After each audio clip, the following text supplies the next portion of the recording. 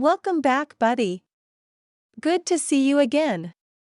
For today, we have one more cool topic to learn and build: the drone. A drone is an aircraft powered and controlled by computer technology.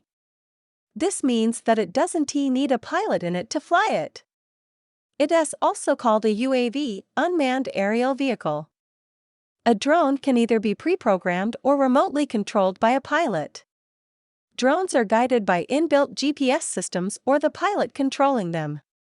Drone history started back in 1916 when, at the request of the United States Army, the inventor Elmer Sperry began to develop the Hewitt-Sperry automatic airplane. Unfortunately, the project was not successful due to the technology's limitation but had a big impact from a scientific perspective. During the 20th century, scientists have developed various types of remotely piloted aircraft, but the majority of them are being used for military purposes. Civilian drones began to gain popularity in the early 2010s. Researchers estimated that by 2020 some 15,000 drones would be used for peaceful purposes. One idea that has been presented is fast delivery of goods and food.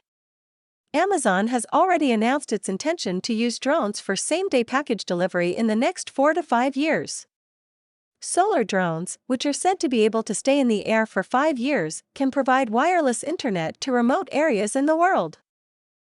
First of all, your model have an amazing mix of gear transmission and belt transmission, allowing you to use one motor for moving the wheels and turning the tail rotor.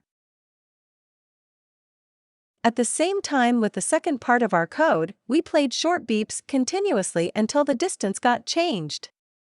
And then when it happens, we show a found notice on the screen with a random picture.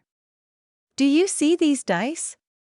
This means a random block, and it just creates a random number every time. You got it. Thanks.